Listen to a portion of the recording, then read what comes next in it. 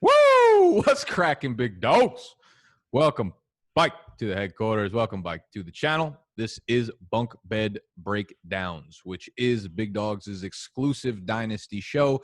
Every single Wednesday, us three are chopping it up. Sometimes I fail to show up like a bad parent, a bad father that went to the grocery store and never came back. These are my sons, but I am here this week, and we got a good episode for y'all. They have a ton of exclusive Dynasty content on their channel. If you guys want more of whatever we're talking about today, they're putting a lot of work in over there. So make sure you subscribe to the Bunkbed Breakdowns YouTube channel, as well as listening via podcast. That's where you get the audio for these shows. Today, we have revamped our Dynasty rankings.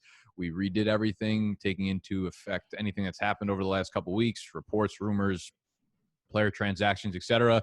And we looked at the top 100 rankings we have for Dynasty right now and looked at the biggest kind of discrepancies between the three of us, and we wanted to discuss, kind of have a little bit of an argument of, you know, why this guy's ranked outside of the top 100 when the other two have him inside the top 70, et cetera, et cetera, et cetera. Below me is Michael. To the left of me is a literal fucking tomato. I believe he used to go by the name Noah, or at FB God on Twitter. Good to be bike boys. Missed last week, I believe, but that was the best episode ever. Yeah, and all the fucking episodes without me are the best episodes ever. I don't know why you guys still invite me onto the show. Your iTunes review. Every episode I'm not on is very good. I mean, that guy wasn't lying. All right, I'm ready to roll. Y'all ready to roll? Yeah, let's get it. You know what to do. Hit that intro.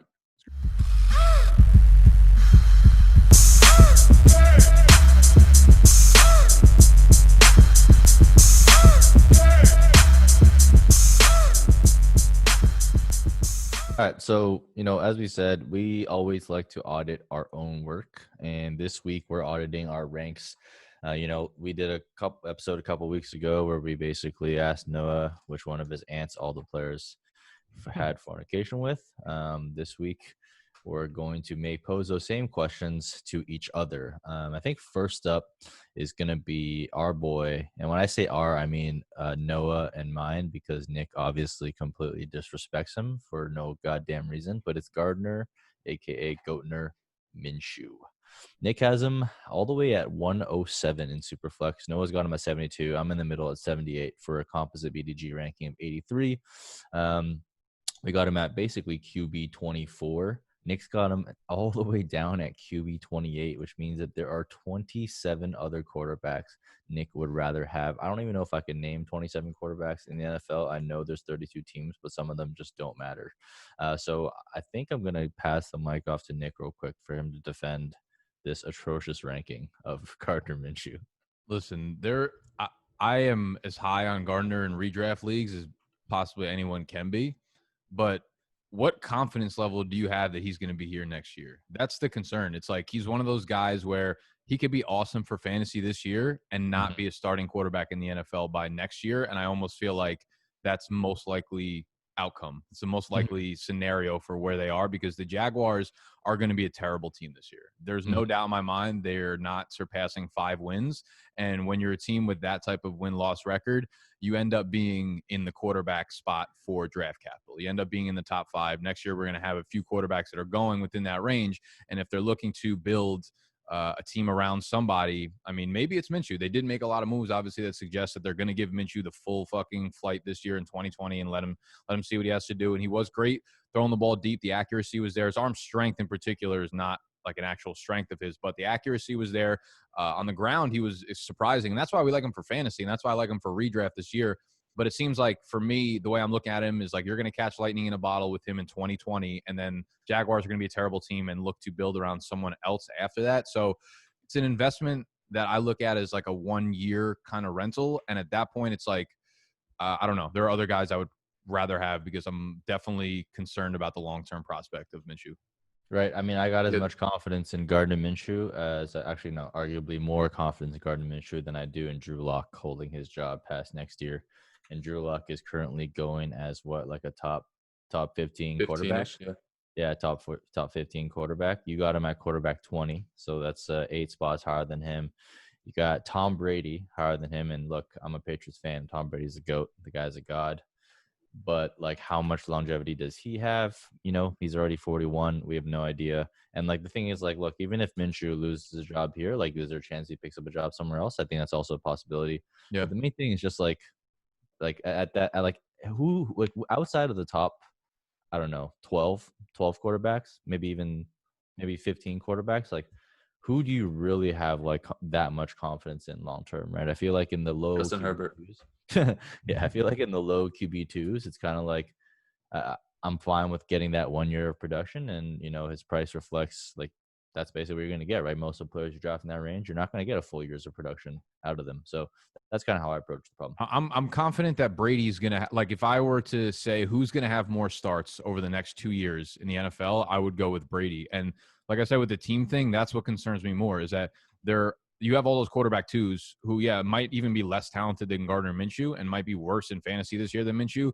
But when we look at it from an NFL perspective, the majority of those guys aren't going to have competition at the NFL level. The majority of those guys aren't going to be on a team where, if you're picking a quarterback outside of like the top 5 or 6 picks in the NFL draft, it's very, very unlikely that they actually hit and become like the franchise for your, the guy for your franchise for the most part. Mm-hmm. So I think like the Jacksonville Jaguars being a team that's going to be picking really early on in the draft are very likely to target a quarterback there, whereas most teams, aren't going to be.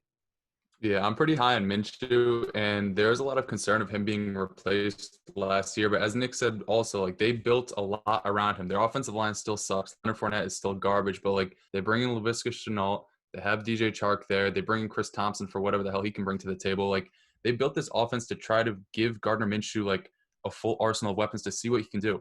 And if they're a top 2 or 3 pick next year, they're definitely gonna go for a quarterback. But like I don't think that if he loses his job next year, the rest of his career he's just done. I think as Mike was saying, like a Drew Brees or a Drew Lock and maybe even a Jimmy Garoppolo who has like an out on his deal after this year. I think Gardner Minshew has much more longevity than those guys because he was kind of thrown into a terrible situation this year. Like he was not expected to start at all after how much they paid Nick Foles and like an early injury during the season. So I think he showed enough in his rookie season to get another contract elsewhere. And because of that, we'll have longevity in other areas. And because of his rushing upside and what he showed with his arm, I think wherever he goes, he'll be an asset for you in fantasy. So I think Mike and I both have him. He has him quarterback 22. I have him quarterback 20. That definitely bakes in the risk because if I expected him to have the job next year, I'd probably have him like around my top 15. And that sounds bold, but what you got to realize is like week in and week out last season, he was a solid like high-end QB2 for you. And in super flex leagues, if you're getting at the 20th overall position, off the board, that's like a really good value. Yeah. I think it's fair to have definitely the concern risk as well, but to me, I feel like that risk is baked in. To you, maybe it seems like it's not. So that's probably the delta there. Next up, though, we got another guy, another Russian quarterback, someone who gets a lot of hate. I was actually surprised to see like Nick, you're lower than both of us on this, but because I thought I was low on Josh Allen. But Josh Allen, Nick's got him at 46. Noah's got him at 31. I got him at 34 for a composite of 38 overall. Noah's got him at QB9, so a little bit higher. He's in the top 10 for you. He's in QB11 for me, and Nick's at QB12. So composite score QB11. So Nick, you and I actually aren't too far off in terms of positional rankings, but obviously, you're a little bit lower on him from an overall perspective. We talk about job security for Gardner Minshew. Honestly, I think the same applies to like Josh Allen. Like there's only like 8 or 9 guys that I feel like confident they're going to be starters for at least the next 4 to 5 years. And, as high as we have Josh Allen like ranked and as high as he's been getting drafted, what I found in my experience is like trying to trade him at that value is next to impossible because I think people are pretty sharp and they're onto the fact that like, look, he's not a great passer and like his career arc right now is like, more similar to Blake Bortles than it is to anyone else. So, and we all saw what happened with Blake Bortles. If you don't actually progress as a passer in the NFL, unless you're like a world-class like rusher like Cam, like you're just not really going to make it long term. But you obviously have him a little bit lower. Noah, like you have him the highest. So like what's giving you hope there on Josh Allen? Yeah, basically everything aside for the longevity argument gives me hope because like week in and week out last season, if you're thinking just straight redraft and for this season also, like I don't see him being outside like the top 6 or 7 quarterbacks on a week-to-week basis and for a season-long basis because he does give you that rushing upside. He takes a ton of goal line carries. He throws the ball deep. He's probably going to convert like 1 of 8 of them every week, but that's good enough for some fantasy production. He's just extremely, extremely solid. I put out a tweet today over his last 21 games where he played over 99% of the snaps, so basically a full snap share. There's only 3 times he put up less than 18 fantasy points. So he's an extremely valuable floor play, but he also gives you the ceiling because of his legs. The thing about him, Mike, that you said, like, he hasn't really progressed a lot. I agree with that, but it's also his second year in the league, and he took the team in the AFC East playoffs. He did all right, and then he tried to, like, lateral the ball to Dawson Knox, which basically shows his IQ on the football field.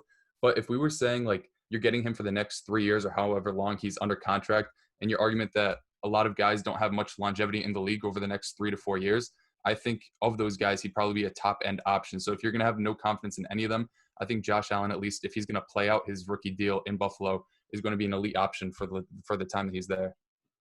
Yeah, I mean, it seems like they're certainly building the team around him. So it seems like he's got a longer leash than a guy like Minshew or whatever, because they seem like they just have no idea what the fuck they're doing. They're just adding random pieces to the roster and the personnel or whatever.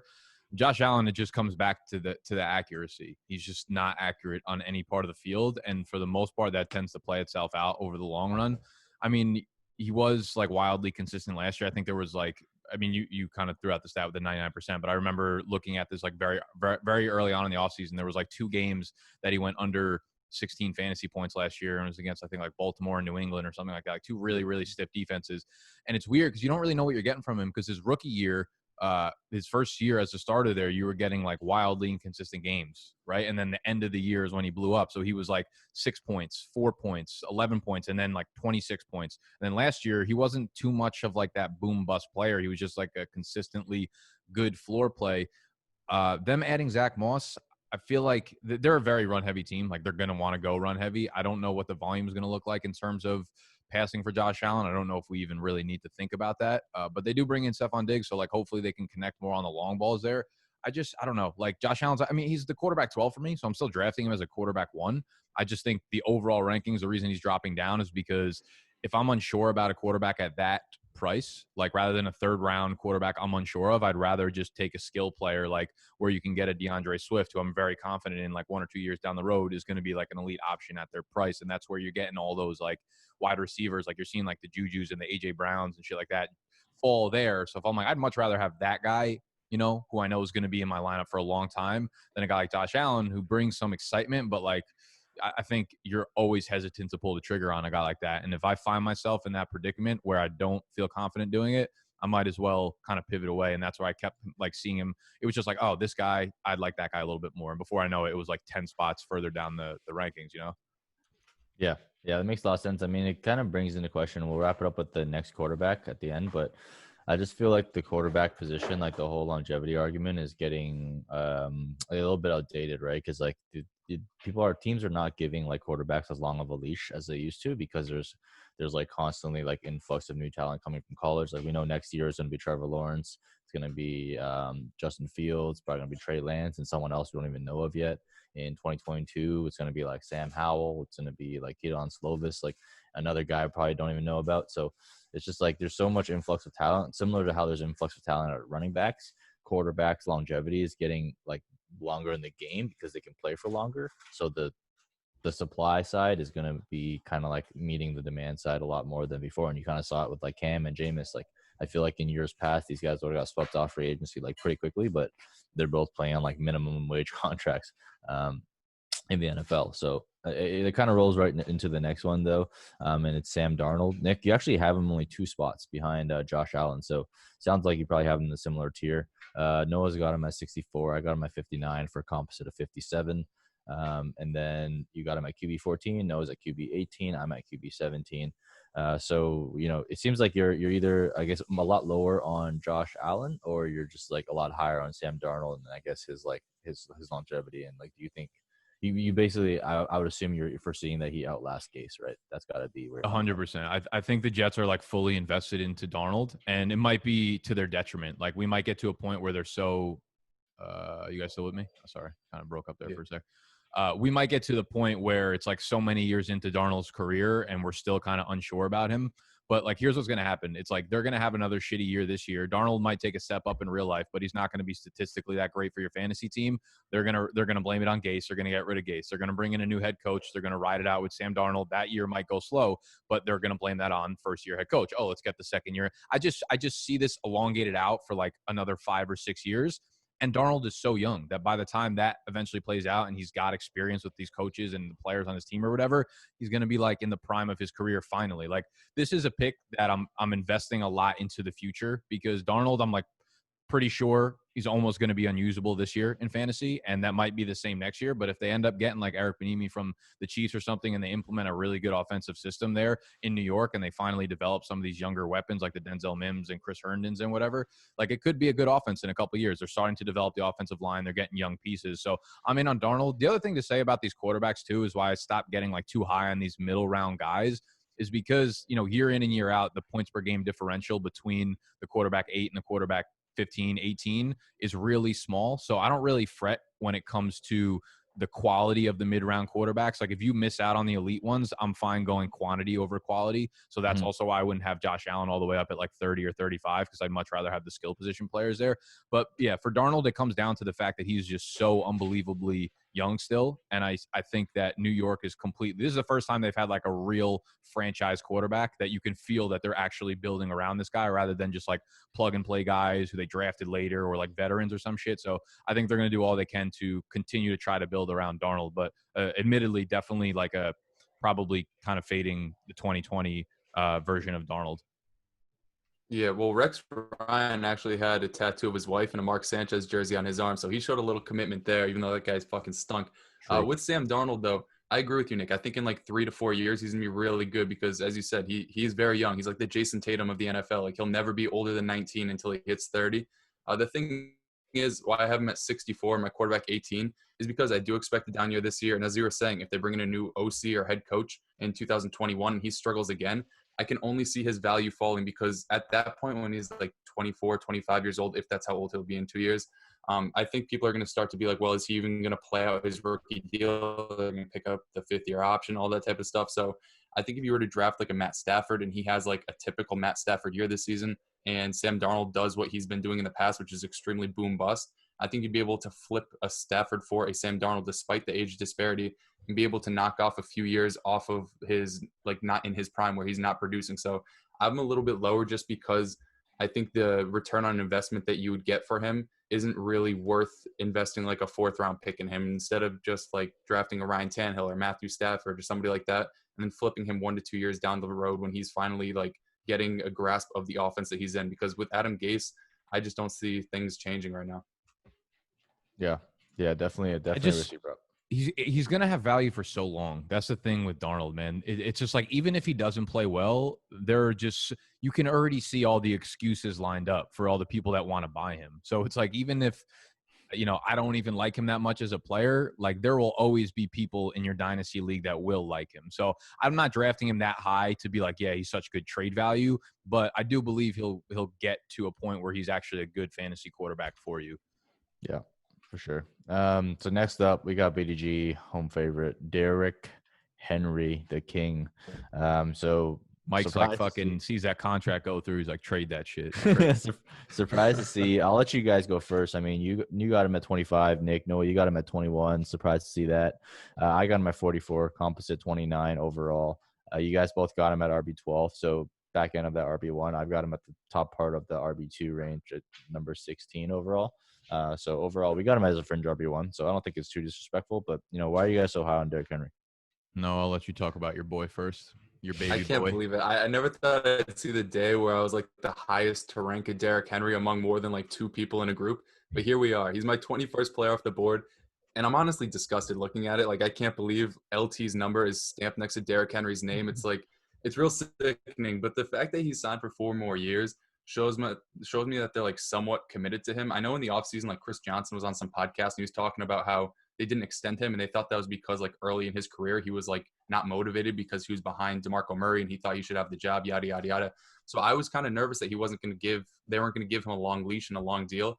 The 4-year deal, it's nice. He's probably not going to be elite for all 4 of them, but even if he's what he was last year for the next 1 or 2 seasons, if you're getting a top 5 running back over the next 2 years, and I mean, this is a pretty high investment. Like, I really don't care about 3 years down the line, because if you are drafting Derrick Henry, you're not a rebuilding team. You know that you're playing for win now, or if you're trading for him. So I think a fair value for him is somewhere in that second or third round, because, if you're win now and you can get a top 5, top 6 running back for the next 2 seasons, that's kind of invaluable to your team, because we know he's going to get 300 plus carries.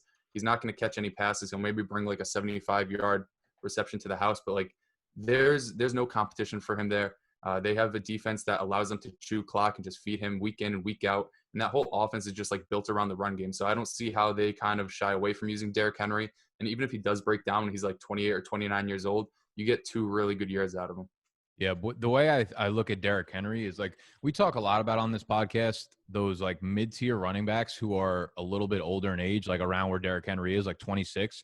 We talk about how drafting them usually is a trap move, right? And it gets you into a bad spot early.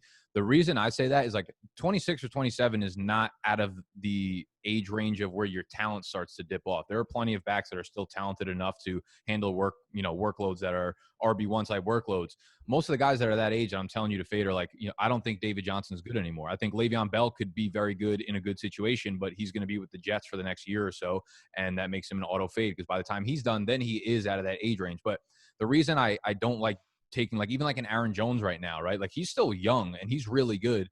But the problem is, like, when you're about to be on that contract year, going into your second contract, we don't know what that's going to entail, right? We don't know if you're going to get the contract that means, okay, you have a really solid role on our team. We don't know where you're going to end up. So when you have like Derrick Henry signing the 4-year deal at 26 years old, I'm not worried about him being too old or him not having the talent anymore. Like we know now, right? Like we don't have to worry about, oh, where is he going to sign? Oh, is his contract going to be the money that entails him being a workhorse in the team that he's on? So with Derrick Henry, like this ranking just secured the fact that this team is going to operate solely around Derrick Henry for the next 2 to 3 years. So I think he's a plug and play RB1 for the next that long, 2 to 3 years. And I don't know if we'll ever get anything in the passing game, but if for whatever reason, these are 16-game seasons, weird shit happens. If for one of those years the passing game spikes, you're going to get a guy who's popping off for 2,000 yards from scrimmage probably. Yeah. I mean, you guys make some good points, and for me, like it looks like I hate Derrick Henry, but it just comes down to philosophy of like how I draft. So it just comes down to my drafting philosophy. I don't draft declining assets that are just like guaranteed to fall in price within the top 2 or 3 rounds, and that's exactly what Derrick Henry is. But like what says his value declines soon? Like his value might stay where it is for the next 2 or 3 years. His value is going to decline, and then there's going to be younger running backs to come in. Other people are going to push him into that range. So that's just like how it plays out like every time. And especially for someone like him where he doesn't have involvement in the passing game, it's just like it's really tough to like hold that value, I think. So maybe it's not guaranteed that he's in decline, but I bet like 9 to 1, like 10 to 1 odds that his value declines by this time next year, just based on like the psyche of how people think. But also, like, you've said he's like a top 5 running back, or he could be, and maybe he certainly could be. I just don't really see it at all in terms of like likelihood because of what happened this year, right? Like literally all the stars aligned for him. Rushing title, like insane amount of rushing touchdowns, not just for him, but just for the team total. Just like the way they converted in the red zone, just like historically low passing volumes, just like everything had to work out, and he was still a like RB5, I think it was, or RB4. RB5, depending on what scoring you're doing. Yeah, I think like half PPR, he was 2 or 3, maybe behind Aaron Jones and C-Mac. Yeah, I think he was 3. Was he 3 in half PPR? I think so, because Dalvin Cook was up there, but then he got hurt towards the end of the season. Yeah, sorry. I'm talking about points per game. So it was like, I think it was points per game. He was actually 2. He was higher. Really? Yeah, he was tied with Dalvin Cook because Derrick Henry only played 15. That's true. I guess half PPR is a little bit different. He's out that week 17, the 5,000 yards rushing. Okay, yeah, I'm probably thinking about full PPR then. But yeah, it's just like it feels like everything has to align right for that to happen. And then also, like I feel like this is a weird year too, right? Because you got Kamara who went down to injury, Barkley who went down to injury. There's to be a lot of stuff that challenges him at the top. And like I'd much rather bet on a younger guy, like a younger running back. As much as we think rookies are risky, I think young running backs with high draft capital is actually not that risky of a bet. So it's not that I hate Derrick Henry per se. It's that I just like I try to target like certain things in that range. And like when I'm drafting in that range, I love to keep my drafts more flexible. And like, you kind of said it, like, but the second you draft a Derrick Henry or like a Travis Kelce or things like that, like you're basically committed to going all in year one, and it's just like not really how I draft. So that's kind of like what my rankings reflect. It's not that I think he sucks. It's just that like that's how I compose like my rosters and go into a draft. Yeah, I I'm mean, just trying to stay off the Derrick Henry hater compilation that Nick was making from last year. So anything that keeps me off that video, I'm gonna ride that wave. nah, we won't put that up. Don't worry. That would be the downfall of the brand real quick.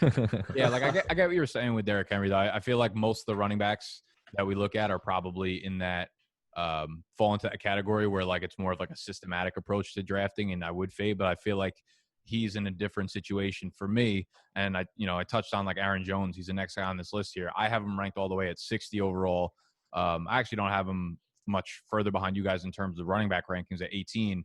But Noah, you have him at 39. Mike, you have him at 49. Running back 18, running back 15 for Noah, running back 17 for Mike. With Aaron Jones, it's like you want to talk about like the perfect things happening in an offense last year. Like that was Aaron Jones fucking exponentially. So I see Aaron Jones as someone who is young, but he's not. I mean, he's about to be off his rookie contract. He's not that much younger than Derrick Henry is, and we have no idea where Aaron Jones is going to end up next year. Does he get an extension with Green Bay? I mean, that could be good, but it also might not be because A.J. Dillon could take a bigger role next year or his third year, Yes, it's exciting. Like fantasy players tend to look at best case scenario always. That's why everyone likes betting the over because it's exciting. You think all these great things are going to happen. That's why Vegas usually wins because the under, the things that are less exciting end up. So I always win. Yeah, exactly. That's why Mike's the only literate finance person on our fucking team. But Aaron Jones is like, it's like, okay, Aaron Jones is going to be the starting running back for San Francisco next year. Aaron Jones is going to be starting running back for Atlanta next year. Like, what happens if Aaron Jones doesn't sign with one of those teams that looks at him as a workhorse? What happens if someone signs him as like a 1B to whoever's 1A, And that's kind of what happens if like Pittsburgh signs him next year and then he's just in a fucking muddled backfield with 7 other guys that can do the same shit that he can. Yeah. Obviously, he's a great talent, but like Aaron Jones is a key example of where I'm like, I almost see no way in which his value goes up. There's like maybe like a 5% like dart throw chance that it happens. So I'm just like, I'd rather just not use the draft pick on Aaron Jones unless he falls tremendously. Yeah, I mean, he's definitely like one of the riskier ones. What I will say is like Aaron Jones has if you look at like, I looked at the regression analysis for like Derrick Henry and Aaron Jones, how they convert in the red zone. Like Aaron Jones is literally unstoppable. He's like, the best goal line. He's the best goal line rusher in the fucking NFL. That's impossible. He's not 6'2", 250. He is the best rusher within 5 yards in the NFL. And like Henry, like you'd think he's like really good, which he is. But like last year, he was like way outperforming what his historical average is. So from a TD regression standpoint, I would expect both of them to regress, to be honest with you. But I think Henry will get hit a little bit harder. But to your point, like there are a lot of question marks for Aaron Jones. So I have moved him down a bit. And like as much as I hate A.J. Dillon, like we can't always bet on rational coaching. So yeah. I have no comfort in the fact that it's going to be 4th and short or 3rd and short. And they're going to march A.J. Dillon out there. Like Aaron Jones is obviously still an incredible talent. And like you said, we don't know. I think it still is because they seem pretty committed to the run. But again, that's also coming from game script and flow. Like we know that Green Bay is one of the luckiest teams last year to have the record that they had. But yeah, you bring up some good questions. I mean, you got him the highest. Like what makes you comfortable taking him in the 4th round? Absolutely nothing. He's one of the guys that I'm like irrationally high on, and I'm willing to admit it. Like as Nick said, there's so many question marks, whether it's his touchdown upside, the receiving work that he got, the splits with and without Devontae Adams. I don't know off the top of my head, but I remember last year, like when Devontae Adams was off the field, that Kansas City game, he literally looked like Alvin Kamara, like a cookie cutter version of him. Like he was discussing that game. And then for the rest of the season, they decided to give it to Jamal Williams. I'm not even sure if like Dexter Williams was on the team, but they were probably still throwing to him more than Aaron Jones. He's just somebody who I think is extremely talented. And I mean, that argument doesn't really hold up because a lot of coaches don't want to sign talented players. Like Cam Newton waited this long in the offseason to get a job. I just think if he does stay in Green Bay, that probably means that they're not going to bring back Jamal Williams, which could help his receiving upside. Like I don't understand how a team could keep Aaron Jones out of the passing game, especially because like the common narrative was he couldn't pass block. But I think Mikey brought it up in a previous episode. Like he was 8th among all running backs in like pass blocking grade. So he took strides in that department. He was obviously very good when they were throwing to him out of the backfield last season. Dillon does bring to the table, and Aaron Jones is still a better goal line back than him. I think if best case scenario happens, obviously that's not smart, but if best case scenario, Aaron Jones like gets a job in Green Bay and he stays there for the long term, like he can be an RB1 for the foreseeable future. I'm not really baking in the downside because, as I said, like I'm completely irrational on this. I just believe in his talent way too heavily. So I will see this point to you guys, like 39, don't draft him that high. I'm just saying, like, if it does happen, I'm going to be the opposite side of my Derrick Henry takes in the past. All right, awesome. Yeah, Next up, Jones. oh, Yeah. No, I was just gonna say it's just like Kareem Hunt is the next guy on the list, and he's like kind of what I was saying about Jones, where I'm only looking at like best case scenario, or people are only looking at best case scenario with Jones. It's like, oh, he's gonna go to San Fran or Atlanta. I'm looking at our rankings with Kareem Hunt. I have him 56. Noah has him 61. Mike has him much more conservatively down at 89. Somehow we have – oh, no, I'm looking at the next guy after him. Kareem Hunt. Okay, I have Kareem Hunt as RB 17. Noah 19. Mike at 24. And this is almost like that same thing in the sense that I'm so invested into Kareem Hunt's talent that I'm projecting him to be the workhorse somewhere else next year. And I guess I'm catching myself in that fault. But I do feel like Kareem Hunt, where you have to pick him compared to an Aaron Jones, will give you – I wouldn't be surprised if they ended up with somewhat similar stat lines this year. My problem is, like, I think next year when both their contracts are up, a team is much more likely to look at Kareem Hunt as a workhorse and give him RB1 money than they are with Aaron Jones. And, like, Aaron Jones has the 3-down capabilities, but like all of his passing work basically came in the games where Devontae Adams was hurt. He had the 4 games that he missed. Aaron Jones caught all of his receiving touchdowns in those 4 games. He had the majority of his receptions, his targets, and his receiving yards in those games. So I don't know if teams are going to view Aaron Jones the way that like we want Aaron Jones to be used. Whereas Kareem Hunt, I feel we already saw it his rookie year. He won the fucking rushing title. Teams are going to be like, oh, this is Kareem Hunt, our workhorse. So while yes, I am definitely looking at the more optimistic side of it, and it probably needs to be pulled back a little bit, I think there's a reason behind why I look at it that way. I think because NFL teams will also kind of look at him in that light. Yeah, I also think with Kareem Hunt, like he's shown he can produce despite being in a committee. So even if he doesn't get the lead back role, you're basically getting like a James White plus some rushing upside. And he wasn't used at all on the goal line last year. I think he only had 1 goal line carry despite Nick Chubb not being good at all on the goal line last season. So as Nick said, like if he does get that workhorse role, which is like completely optimistic, he's going to be like a top 5 running back for redraft leagues. And obviously for Dynasty in turn will be like a top 12 guy because of that. He is still pretty young. He doesn't have a whole lot of wear and tear on his body because he was suspended. And speaking to what Nick said, like teams will view him as a workhorse back. As dumb as this may sound, I low-key think like coaches will be like, oh, the Chiefs drafted him. The Chiefs just won the Super Bowl. They know what they're doing. Kareem Hunt must be good. And they're just going to invest like $15 million a year in him because of that. So I do think that the chances of him becoming workhorse next year are higher than Aaron Jones, which doesn't really like make sense based on where I rank these guys. That makes no sense to me. But like I think this year Kareem Hunt, as Nick was saying, is going to be very close to Aaron Jones production-wise. I just think that the off-field issues that we've seen in the past, like even earlier this offseason, people were thinking he's going to be cut by the Browns because of that video where he's like driving drunk and the cop let him off somehow. Like I think that's still something you have to be a little bit concerned about and why teams are maybe hesitant to sign him to a long-term deal in the future. You know what's going to be the most if next year rolls around and what happened? The thing that's going to be the most fucked is when the Browns sign him to like a 3-year, $21 million extension next offseason. And then it just ruins Nick Chubb. It ruins Kareem Hunt. And we're stuck here again. And everyone's like, oh, we'll never see either of these fucking guys. When he's 30, he'll be a workhorse, maybe. Probably for Atlanta. I'd fucking sign up for that. They signed a 30-year-old this offseason. Yeah, I mean, I think, look, I have him at 89. Like, maybe that's a bit low, but, like, I just value him, like, similarly to, like, I think he's worth less than a first-round pick, but more than a second-round pick. That's kind of extremely relevant without an injury to Chubb. So that's one reason. But also, I'm always, like, very, very hesitant about, like the upside scenario that you talked about, Nick, about him signing somewhere else. Like, I'm hesitant to bet on stuff like that. Like, even with guys like Drake, like, I was a Drake stan, like, forever. But even with him, I was, like, super cautious. So I think with Kareem Hunt, it's like you're always competing with not only who's already in the league and other free agents, but you're always competing with like incoming rookies. And like incoming rookies will always be cheaper. They'll always have more longevity, and like teams just view them more like that's, like I said, this is a replaceable position. Is there a scenario where like if he lands in San Francisco, does he become like a top 12 RB? Yeah, for sure. That scenario's in there. But I think just in the base case, I still want to try and play to win this year. And I'm not sure, like, I'm not sure yet how involved he'll be in the game, right? Because like what we saw last year was under a completely different coaching regime, and what we saw in Minnesota was like Dalvin Cook got everything, right? Like he got all the workload. Obviously, Cook is a better receiver than Chubb, but I don't know if like I'm not sure yet how much split Kareem Hunt will get, so I'm not sure how much standalone value he will have. And then I'm just like there's a lot of question marks with him. So again, like a lot of question marks on the field, a lot of question marks off the field.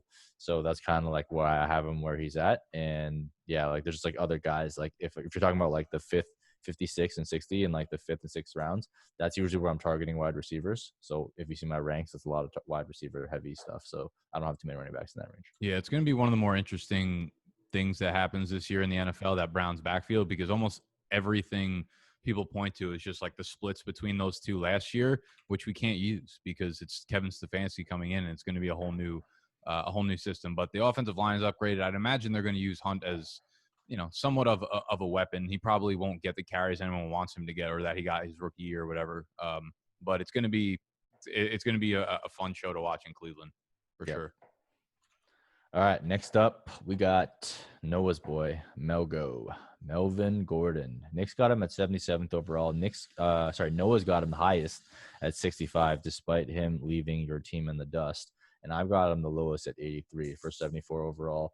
Both Nick and I have him at RB22. Noah's got him at RB20 for BDZ composite of RB21. It's wild how quickly a year changes things, because Melvin Gordon was going as like a top 12 running back last year, even when he was threatening holdout. So I don't know what your thoughts are, but like if I just like, again, there's a lot of question marks there between like his age, how he's going to get used. Like, I don't know if Denver is going to give him the workhorse role or if they're going to give him a committee role and split with Lindsey.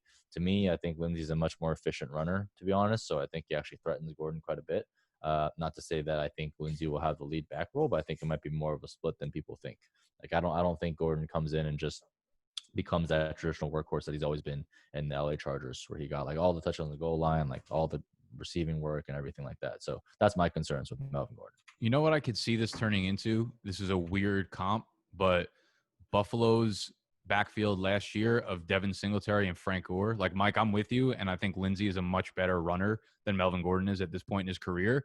I could see Lindsey getting like 10 carries a game. By like week 6 or week 8, him getting 10 to 12 carries a game. But I think Melvin gets almost all of the valuable work. Like, I think they're going to use him really heavily in the passing game because he's shown that he's really good in that aspect of the game. They're going to use him in the goal line. Their offensive line is going to be very underrated this year, especially from a run blocking standpoint. So I think there's going to be some good efficiency there on the ground to be had for Melvin. I also think, like, we could be wrong about that, and they just feed Melvin 20 touches a game. Like, I actually think there is a ceiling for him to be like I don't want to say elite, because I think in order to get to that elite status, you still have to have elite talent, but like knocking on the door of elite fantasy production this year, like if he ended up finishing as the RB7 because he scores, he rolls his way into like 11 rushing scores or something like that, it wouldn't shock me whatsoever. So I think there's an underrated ceiling here with definitely some concerns about efficiency, but I do think he could bust out a couple of good years under the contract that he got with Denver. Yeah, I do see the upside here because, as Nick was saying, the offensive line is pretty good. Last year, they were 11th in adjusted line yards. They did lose their center, who was like middle of the pack in terms of run blocking, but they upgraded Ronald Lear to Graham Glasgow, which like Ronald Lear was like 62 or 68. Like, he was really bad. Graham Glasgow was like 8th or 6th, so he was really good. And Melvin Gordon has not been efficient throughout his career, but the one year he was 2018, and that was basically the only season he's been there where either Mike McCoy wasn't calling the plays or their offensive line wasn't terrible. They were 6th in adjusted line yards that year, and he was basically like the RB2 throughout the entire season before he got injured in that Cardinals game. I just think with an improved offensive line and the fact that he is a superior pass catcher to Phillip Lindsay, and although Phillip Lindsay is very good on the goal line, I don't see a scenario where Melvin Gordon gets 0 goal line carries this year, because they were still giving Rice Freeman the ball in that area of the field a little bit last year. That dude stinks. So I do think this year he has the upside of like a top 10 running back. And in the future, he's kind of like a Derrick Henry pick, where if you choose him, you're not rebuilding. So if you want to win now, I think he's a decent enough like 5th, 6th round pick for your team. Maybe 5th is a little bit too early, but like a 6th or 7th round pick, because people are thinking he's like completely washed up, which I don't totally agree with, because I think like what he showed 2 years ago was that he is extremely efficient when he does have good line play. And last year he didn't look great because he was playing with Austin Eckler beside him, who's like one of the most efficient backs in the league. But even if it is somewhat of like a timeshare, I think he'll still see like 50 to 60% of the snaps and getting the valuable carries and the valuable work in the receiving game. I think that'll be enough for him to be like an RB1 for the next 2 seasons. Yeah, well, you're gonna have to battle up again with another running back, Noah, and that is Mr. David Montgomery, because you have him at 99. So you're completely off him. Me and Mike got him bike to bike at 81, 82. Running backs 24, 21. You got him all the way down at running back 29. Do you just think like they're just gonna let David Montgomery get the volume this year and then he's dust? You think he's just done after this year? I don't think he's like a bad running back, but the situation he's put in is just like awful. It's so Their bad. offensive line So sucks. bad. They don't give him any passing work either, despite like he was decent at Iowa State in the receiving game. Like Tariq Cohen is still for some reason being used out of the back. Like he's a good pass catcher, but like when you don't have to tip your hand and you can put David Montgomery out there on third downs, like why not do it? He's still the goal line back there, but the problem for me is like if you're relying on a goal line, on a running back getting his value on the goal line, but on a team that probably isn't going to be in the red zone or on the 5 very often, you're looking for like empty volume because it's just like a ton of touches inside, like in between the 20s.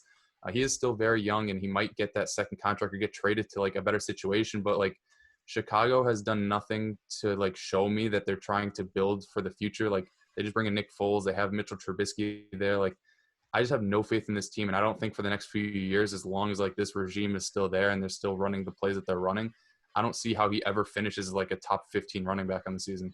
Yeah, this offense is going to be so ugly this year. The only thing Montgomery has going for him is just pure in between the 20s volume. Like he will get the goal line work, but I can't confidently say he's getting more than 7 goal line carries this year because I don't know if the Bears are scoring 7 fucking touchdowns this year.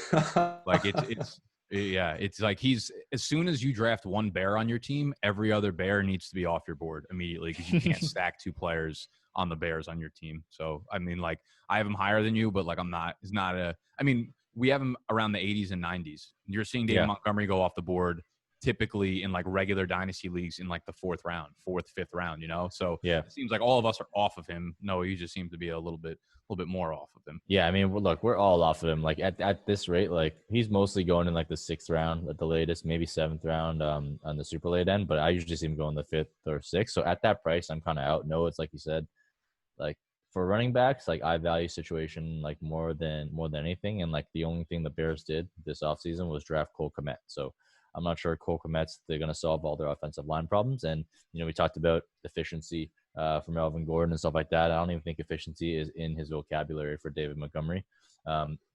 It's really not even in his range of outcomes, which is like fucked up to say for running back. Yeah. Like, You ever see the picture of him on like College Game Day? It's like the footwork of Saquon Barkley, the athleticism of this. It's like his range of outcomes not at is all. 3.5 yards a carry to 3.9 at the very best this year. It's gonna be and look, I get it. Like there's like physical therapists online, like on Twitter, like tweeting videos about David Montgomery's footwork. But I saw those same videos last year about him like dancing in between squares, and honestly, it didn't do much for him. And it's not his fault. I don't think he's a bad player. I just think that his style does not lend itself very well to the Chicago Bears. Like if he was on, you know, a team with a good offense, a good pass blocking, a good zone blocking offensive line, like I'd be way more into him because I think he does have good vision. I think he's got some good balances, but given where the Chicago Bears are, it's just not a great investment to have. They're too far away. They're too far away to make Montgomery into like a really good fantasy back within the near future. Yeah, exactly. That's the problem with it. Yeah. By the time that the Bears have like fully rebuilt it, which I don't even know how they'll do because Ryan Pace totally managed that shit into the ground. Like they don't have enough future assets to do it. But by the time he does, like you'll be talking about him in the sell window. So it's not a great place to be. Definitely not someone I'm targeting. Someone I have some minimal exposure to here and there, but not someone that I'm too excited about for 2020 or beyond. Yeah. Next up, I'm excited. I'm excited about this guy. Okay. Because I'm going to defend him to my dying breath to all of you blasphemous people who dare rank OBJ outside of the top 12. But it's Odell Beckham Jr. Nick, you got him at 44. Noah, you got him back-to-back at 45. I got him all the way up at 29. BDG composite 41. You guys got him at wide receiver 14 and 13, respectively. I still have him as a top 10 wide receiver. You know, that it's wild to me to think that that's a hot take now, but it is what it is. I'll let you guys shit on him first, and then I'll come to the streets to clean up. I think he's just like scary to own. I Mr. mean, God. everything we've seen out of him, like the past 4 years, it's like either injured or like a new situation, or like Eli Manning sucked, and then Baker Mayfield wasn't like a great fit for him this past season. And he's low key getting up there. I think he's like 27 years old. He might be 28. I'm not going to say that because then people are going to like rail me in the comments for saying he's 28. 27.7 according to Player Profile, All whatever right, that so he's like means. 35. So like he's just a guy that I'm kind of nervous about because like he has a history of foot injuries. And I do think like this year, if that offense is what we expect it to be and like be better than what Freddie Kitchens was running last season, like he did get a ton of volume, but then like there's that question mark of are they going to be extremely run heavy? But then they like bring in Austin Hooper, so you don't expect extremely run heavy. It's just like there's a ton of question marks. The least questionable thing about him is like his talent. He is one of the most talented wide receivers in the NFL, but kind of like David Montgomery, it's just like wide receivers don't matter as much situation based, but like we've seen in the past that the situation has a big impact on how Odell produces. And last year he was like a volume play and he wasn't really producing despite getting like 130 targets on the season. So for me, it's a little bit of like his age combined with the fact that I think a lot of fantasy players are starting to lose hope in Odell. And if he does have another down season, I don't see where I don't see his value increasing at all. Like obviously if he has a down season, it's going to decrease, but like I think it's gonna be tough for his value to increase from where it is right now. Yeah, it's just like it feels like it's 3 straight seasons of unlucky breaks, but like at some point, that is definitely factored into it now. There's probably because he was a top 5 pick for so long because the first 3 seasons in the league, he's over 1,300 receiving yards. Last 3 seasons, he hasn't topped 1,100 in any of them. Some of them are circumstantial. Some of them are injuries, whatever it is. I was listening to a podcast with Matt Harmon. He went on to the PFF podcast with Ian Hartitz, and they were talking about his outlook on reception perception. And, he was basically saying Odell's been elite when it comes to reception perception since he's stepped foot on the field in the NFL. 99th percentile against press coverage, against man coverage. Last year was a monster dip off. And Matt Harmon was like, yeah, like I'm very willing to say that it was completely riding on that sports hernia surgery or whatever injury he was dealing with last year because he had never seen a dip off so dramatically when a player does that. So that has me thinking that like maybe last year, he played the full 16 and that's what we've been waiting for. We want to see him operate as the number 1 and we finally got to see it and then he didn't do shit with it. So I will say it just seems like we're waiting for all of these things to go right for him. Like, I don't think there's going to be the volume in the passing game because Stefanski's coming over. They're going to be very, very run heavy. I don't think he tops the number of targets that he had last year. Like, I think 130 is probably almost like hopeful for what we want to see out of Odell. I do think the passing game will be a lot more efficient. They're going to bring over a lot more play action passes. They're going to have a better offensive line, giving Baker more time back there. But I just feel like the window's kind of closing on Odell, and we're never going to have that like confluence of perfect storm that we've been waiting for like Julio Jones to have, right? Like we've been waiting for that to happen with Odell. I just think the clock is kind of ticking here. So Odell, between the injuries, between the weird chemistry between himself and Baker and run heavy Stefanski coming in, I don't know. I don't know if I see the ceiling there. Yeah, look, those are all definitely valid concerns. And for me, like for wide receivers, I'm always willing to bet more on talent. And last year, I was a little bit hesitant on Odell just because he was switching teams. Mm-hmm. So whenever a wide receiver switch teams, I'm like red flags go off for me immediately. But usually what you see, and I think Addison Hayes did like a pretty good study on this in year 2 is like when they get that next bump. Yeah. You kind of saw it a little bit with Jarvis Landry as well. But yeah, like you said, it's a sports hernia. Like I think that is a big freaking deal, man. Like it's like he played the full 16 games, sure, but like there's no way he was like even close to like 100%, 80% of what he was or what he should be. And this is like, he got the offseason surgery. You're hoping that he's healthy. And like, here's the thing, right? Like people think that, it seems like it's so long ago that Odell was like really good, right? It seems like forever ago. But in 2018, like, do you know what he was on a points per game basis? It's very, very good. He was wide receiver 8. He was scoring like 19.2 points per game. So like those are types of guys where you really want the wide receiver position. Like the total ranking for wide receivers, like even all players in general is nice, but like I'm really looking for points per game because like those are the guys that win you the weeks. Because like, if they don't play, like you don't start a 0 in that slot unless they literally get injured in that game. So I still see that upside. Like, and I would not be shocked at all if like Odell Beckham like shocks everyone and becomes like a top 3 wide receiver this year because that's the talent that he has. And I'm also, the other thing is I'm not also out on Baker. So I think, some people are pretty much all off Baker. I'm not. It's just like there's so many things that went wrong for him last year. It's like wrong team, sports hernia surgery. Freddie Kitchens, literally the worst offensive play caller I've ever seen. Like some of the videos that I'm seeing, like go back and cut. We're like literally living through the Bill O'Brien era. Yeah, No way that's true. going. No, seriously. Like I was watching like some of the plays that were being called, and like he would literally calling plays where like wide receivers are running into each other.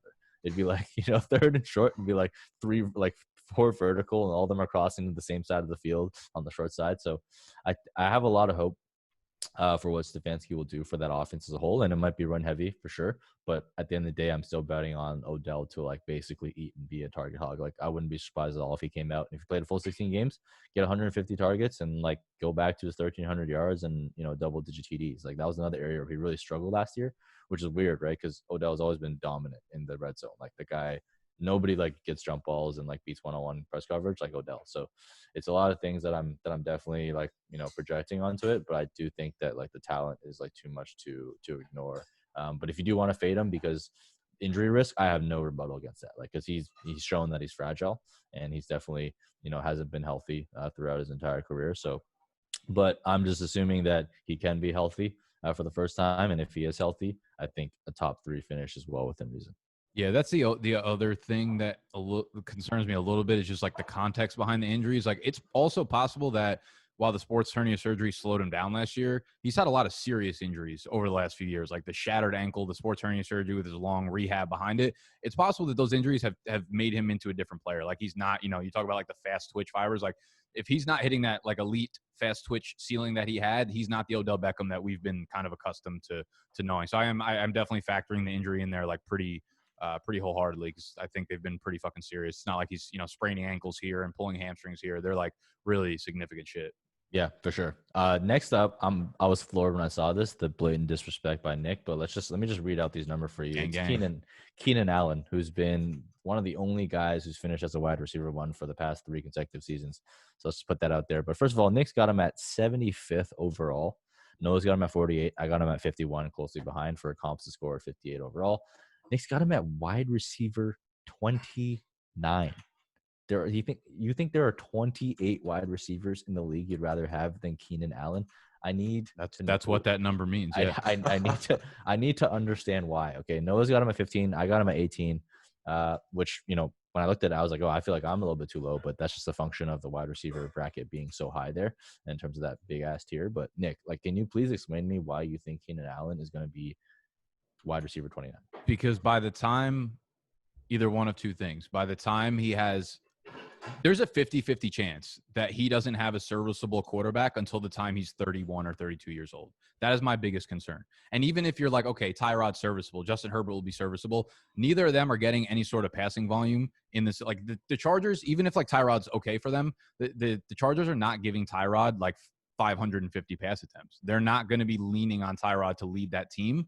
So my concern comes in where like Keenan is pretty much a volume guy as a slot receiver, and the chemistry he had with Phillip Rivers, even though Phillip Rivers was fucking diminished by the time he left the Chargers. Like I don't know if a quarterback comes in and immediately starts to target Keenan the way that Phillip Rivers did. So this is more of like factoring age into just the uncertainty of quarterbacks here, man. Like I'm not questioning Keenan's talent. Like he's obviously the best route runner in the NFL, if not top 3, whatever. I don't know. I just think he's going to be someone that, yeah, he'll probably be a good floor play for the next couple of years, but it might turn into like 75 for 1,006 touchdowns. And I'm just like, I'd rather take a young player that's 22 years old that I think can be someone that has more upside, that's really the way I'm looking at it. It's not like I don't like Keenan or anything, but I just don't. The quarterback plays, it could be a fucking terrible question mark for 3 years. Mm-hmm. Hold up. Just hold on one sec. I just want to point out one thing here. So we're definitely worried about the pass volume. I agree with you. Totally worried about the pass volume as well. But in a reduced pass volume, even if he has like 500 something passes, like to me, like Keenan Allen is the guy, right? It doesn't matter who's at the quarterback. Like if anything, his play style, where he plays from, out of the slot, the way he gets open, the way he runs routes, the way he beats press, the way he beats literally everyone is going to be like that guy that a bad quarterback leans on. And if we look at like 2018, for example, Phillip Rivers only passed for 508 attempts, right? And in that year, Keenan Allen finished as a wide receiver 12. So, and like you said, Rivers was a little bit diminished version of himself. So I think, yeah, like the concerns are valid. Like I'm worried too. But at the end of the day, like when I think about lower pass volume, similar to OBJ, I think it hits the other guys more. So I'd be more worried about Mike Williams. I'd be more worried about Hunter Henry. But I think like at the end of the day, like Keenan Allen's just gonna eat no matter what. Yeah, and I am kind of worried about the quarterback play too. And like most of my takes on Keenan Allen are going to be biased. But as Mike said, like other than Austin Eckler, there isn't much of an easier completion to make in that offense than Keenan Allen. So even if they throw it like 450, 500 times, I still think with Keenan Allen getting like a 25% target share, I don't know the math off the top of my head. What's that, like 125? That's probably completely wrong. But I just don't see a situation where he's not close to like blowing everybody out of the water in terms of like target volume overall.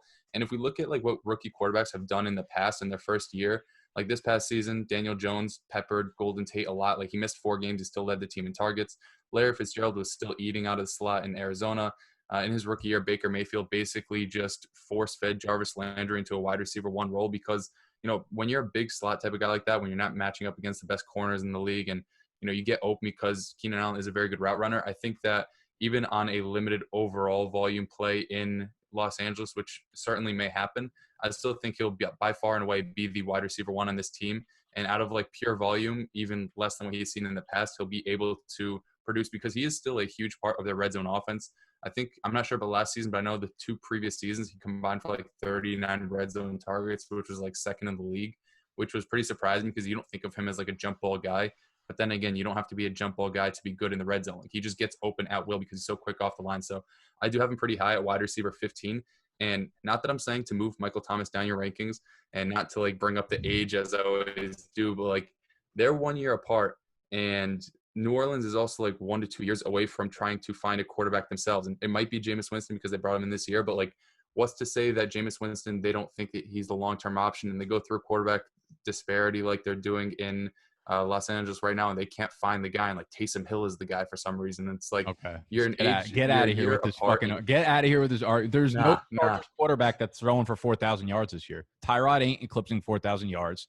You can give me younger wide receiver over a 125 target 28-year-old wide receiver. How many times are they going to be in the red zone this year? Every drive. LA is going to be a bad fucking offense. You're not going to have fun watching them this year, Noah.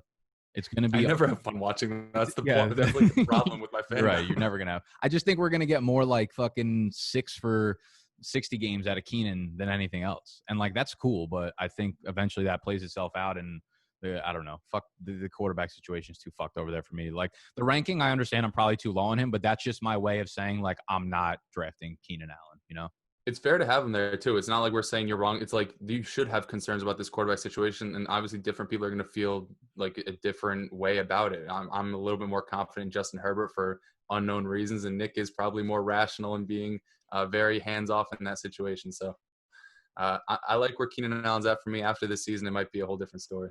Yeah, we'll see. I'm still betting on him though.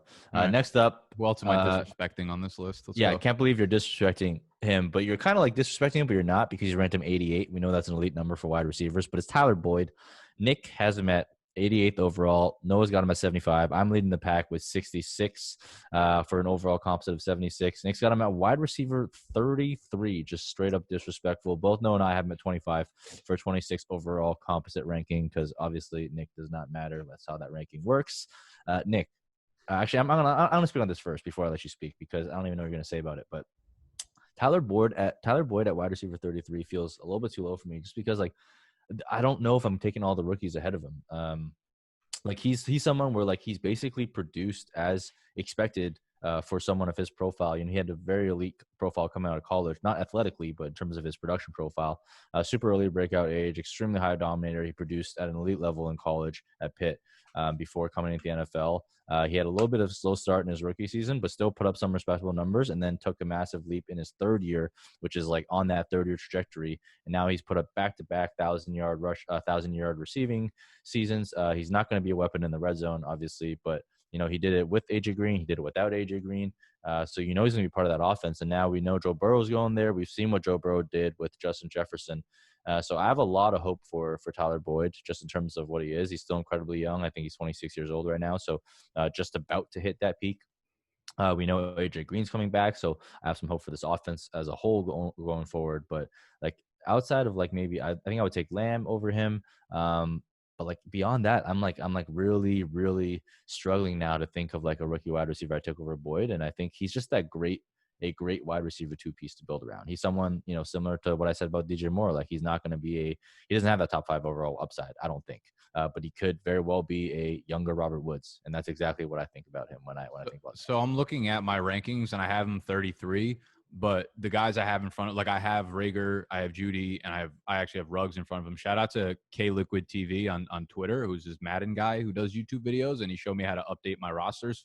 Finally, after like 6 months of trying, drafted Henry Ruggs in a fucking fantasy draft. The guy is elite in Madden, and I think that might have toyed with my rankings, to be honest with you. He's so good that I'm getting higher on Ruggs. But on a serious note, I'm looking at my rankings, and I could easily, there's just like a tier of those 7 guys in front of him that I could easily put Boyd at the wide receiver 26 or 27 and feel completely fine. So I don't feel strongly with him down there. I think this was one of those like, serendipitous moments where it just happened to be in the time of me doing the rankings. I was just like, I'm just going to move him down here. And before you know, he was 33, but I don't feel like strongly about him going down there. I do like Boyd a lot. It's definitely not a shot at Boyd. I think there's a good probability that he just goes off for 1,000 yards for the next like 3 or 4 seasons in a row with Joe Burrow. And I think there's probably a ceiling of like, he could just continue to be the wide receiver to own in Cincinnati for the next 3 or 4 years and slowly put up like 1,100 yards, 1,200 yards. So I definitely like Boyd. I think there was just like a little bit of a tier there for me where I just wrong day, wrong time, fucking Boyd got his head chopped off there. That's what happened here. Yeah, I think we talked about him last week too, and Mike just like hit every nail on the head. Like he's young, he's productive, he had a good profile, he has a new quarterback coming in. We think the offensive line is gonna be good in the future. Like, I don't know, he's just somebody I like to own in all my drafts, and he's somebody that like consistently in the 8th round is just going off the board. Like him, Robert Woods, and Devontae Parker. If you just do the Scott method and you trade out of every early round pick and you get 3/8 and you fade the wide receiver position, just draft those 3 and you're gonna be very happy for like the next 2 to 3 years. You just never feel bad when you take Tyler Boyd. Like redraft, you don't feel Dynasty. good, but you don't feel bad. Yeah, exactly. It's just like a guy that you're happy to have on your team because he's just been 24 years old for the last 5 years, and he'll be 24 for the next 5 years. You're just like, okay, he'll be a piece for my team for a while. Yeah. So I'm sorry, Mr. Boyd. No disrespect. The man had 148 targets last year. When I saw that, I was like, holy shit, like that's way more than I thought. Obviously, a lot of those targets were horrible quality targets, especially when they benched Andy Dalton. But I think with Burrow coming in, you have something to be excited about between him, my boy Teddy Higgins, AJ Green saying he's going to sign the franchise tag. A lot to be excited about in that offense, I think. But yeah, let's wrap it up here. We'll wrap it up with the tight end position because nobody cares about that position. But it does matter, contrary to popular belief. We got Tyler Higbee, one of the most, I would say, polarizing players of the offseason, just in terms of what he did. I mean, there's no denying what he did, right? He put up a 5-game stretch, which is arguably one of the greatest 5-game stretches of any tight end in history. There's a lot of reasons why he did that. Some say it's because he went up against bottom tier tight end defenses, tight end funnel defenses like Cardinals and the Dallas Cowboys, who he played twice. But at the same time, it's like he put up a historic 5-game sample, and we kind of saw a shift in the offensive methodology of the Rams towards the second half with his involvement. And I just think like it's really hard to ignore that. But, Nick's got him down at 126. So basically never drafting this guy. Noah's got him at 83. I got him at 90. BDG overall composite of 100. Nick's got him at tight end 15. Noah's got him at where 8, do you guys have 9, him tight end? Sorry. So you have a tight end 15. Tight end 15. Who do you guys have like right behind him? Like which younger guy? Like you have Jonnu Smith behind him. You have Goddard behind him. You have Hawkinson. You have Hawkinson in front of him, I'm assuming. Yeah. Hawkinson is ahead of him. I think I do, yeah. Okay, yeah. I mean, listen, for Higbee, it's like I'm just not willing to bet on a 5-game sample size after being in the league for 4 years. And I know that tight ends break out late, but I think something that's kind of being swept under the rug too. And it could be that Higbee just straight up stole it from Everett, but Everett was out for the majority of those games that Tyler Higbee put up those numbers. So who knows what it, might have looked like if Everett was actually on the field for that. The other thing I think that needs to be discussed is like this Rams offense could like nosedive pretty fucking hard. Like maybe not this year, but like within the next year or two, this just could be an offense that you don't really want pieces of. Like we don't know what Jared Goff is going to turn into because he's had stretches where he looked fucking miserable. He's had stretches where he looks great and he could put up statistics, but like I don't know if this is an offense that I necessarily want to invest in for the long term because their best days are certainly behind them.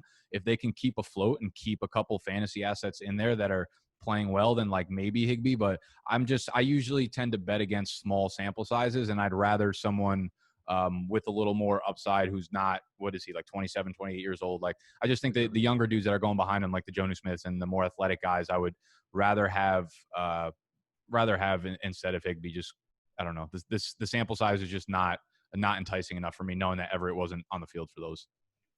Yeah, I think for me, I definitely have a lot more. I think I have a lot more confidence in him than Nick does, because like Everett wasn't on the field, but Everett is also like 26 years old, and he's had only a handful of good games as well. And the fact that Tyler Higbee, again, Mike said it was against poor pass defenses, but the fact that he did it like week after week after week, and the offense kind of it flipped to fit around the run game a little bit, but that also in turn helped out Tyler Higbee.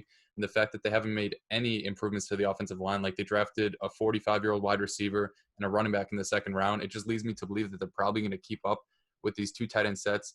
He got like a massive contract extension or like a new deal. He signed through 2023.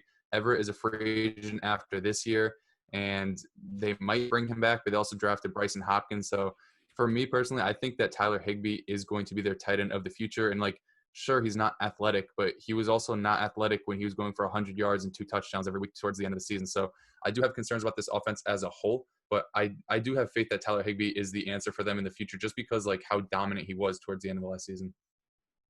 Yeah, I mean, for me, like tight ends, I really like to look at their efficiency metrics, and it's honestly like it's more recently. Like if you look at tight ends in the past, like if you look at their yards per route run, you don't see as many in the top 10. So Tyler Higbee actually ranks 7th overall in the league, not just out of tight ends, but out of every single receiver, including like running back. So George Kittle was number 1, Mark Andrews was number 2, and then you had Tyler Higbee at number 7, Darren Waller at number 10. So you had 4 tight ends in the top 10. So I don't know if that's a league shift thing. People are just realizing that the mismatch the tight ends offer is a lot better. But to like be that efficient, and it was over his entire like target sample. So he had 86 targets, 69 receptions, 734 yards for 2.6 yards per route run, like just behind AJ Brown. So to me, I think when you show efficiency as a receiver, it typically leads to more volume, and they had a ton of success with him.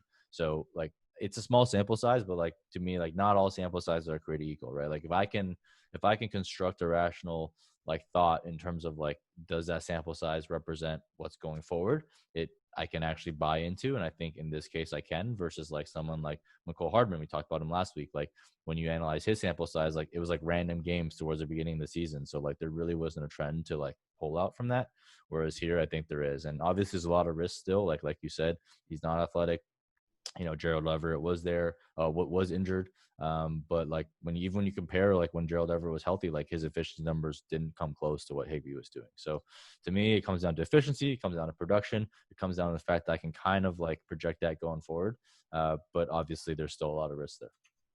Yeah, I mean, the signs are there. If he does end up like playing really well this year, I'm just gonna be like, I'm a fucking idiot. Like we knew who he was at the end of last year, but I think I'm okay missing the boat on a guy like that for someone who I think has maybe more upside, maybe not more bust potential, but yeah, I don't know. I don't feel strongly about Higbee.